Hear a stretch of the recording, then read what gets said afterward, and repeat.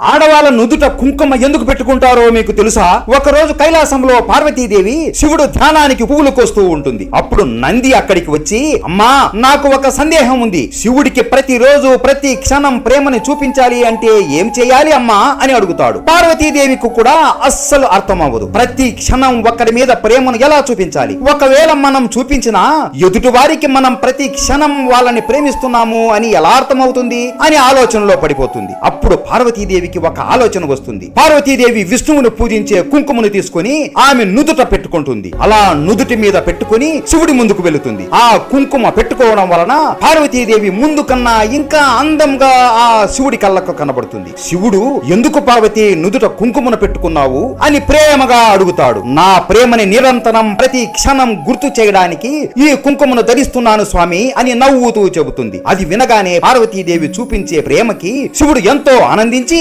ఒక వరం ఇస్తాడు. పార్వతి, ఇక నుండి ఏ స్త్రీ అయితే తన భర్తకి ఆమె ప్రేమను చూపడానికి నుదుట కుంకుమని ధరిస్తుందో ఆ భర్తకి సంతోషము మరియు ఆయుష్కు పెరుగుతుంది అని వరం ఇస్తాడు. అందుకే సీతాదేవి కూడా రాముడి కోసం కుంకుమను పెట్టుకుంటుంది. అలాగే లక్ష్మీదేవి విష్ణువు కోసం కుంకుమను పెట్టుకుంటుంది. అలా ప్రతి ఒక్క దేవతలు వాళ్ళ భర్తల కోసం కుంకుమను పెట్టుకోవడం మొదలు పెడతారు. అప్పటి నుండి ఇప్పటి వరకు ఆడవాళ్ళ నుదుటి మీద కుంకుమని పెట్టుకుంటూ వాళ్ళ భర్తల ఆయుష్కుని పెంచుతున్నారు. పార్వతీదేవి అంటే మీకు ఇష్టం ఉంటే జై పార్వతీదేవి అని కామెంట్ చేసి సబ్స్క్రైబ్ చేసుకోండి. హర హర మహాదేవ.